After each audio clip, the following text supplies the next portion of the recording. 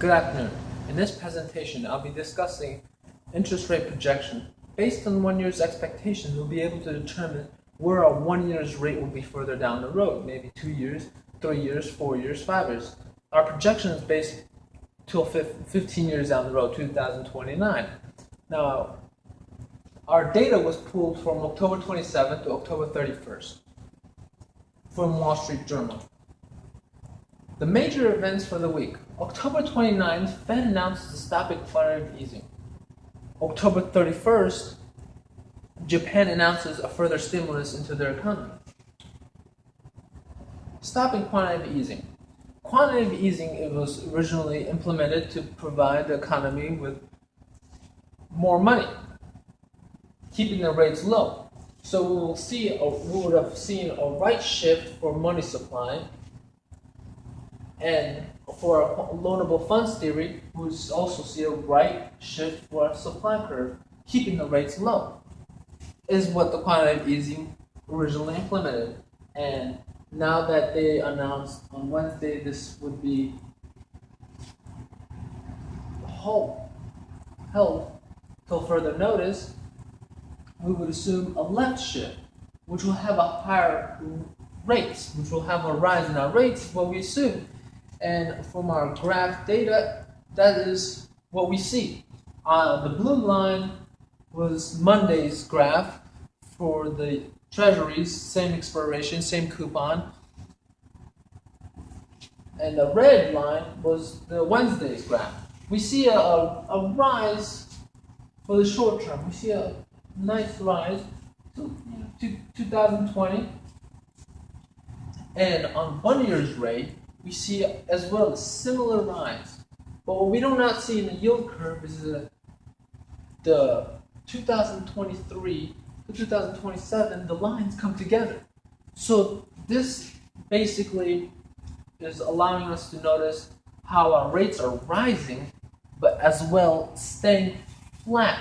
The long-term rate staying flat, which has brought many questions, but as we see, it's rising and staying flat. And October 31st, Japan announced the stimulus. Stimulus, basically the quantitative easing, which our Fed announced was going to stop till further notice.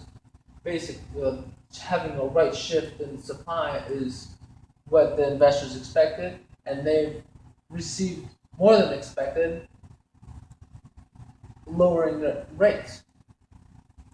Forward rate formula has us showing that if the interest rates are decreasing for Japan, and the spot rate of their supplying their economy with more money, they're depreciating their currency, which will decrease in the spot rate. In United States rate, we will also expect a decrease in rates. Now, on our yield curve, we see a rise. Maybe this is because the stop quantitative easing has just begun to take effect. Begins to take effect. This is a long-term process it doesn't happen overnight. It just takes time for this to begin to affect. We see a rise. The blue line, Monday's graph, and the red line, Fridays. We see that short term as well. It's noticeable. You see the gap between the red and the blue. You see it more begins to close in on each other. 2022, but we see it much better in 1 year's rate. So 1 year's rate, 2015 to 2021, we see a rise. We can see this clear rise. But as we get to 2021 to 2027, we see these lines conjoined. They come together and basically resembling the same graph from Wednesday's data, a rise and a flat in a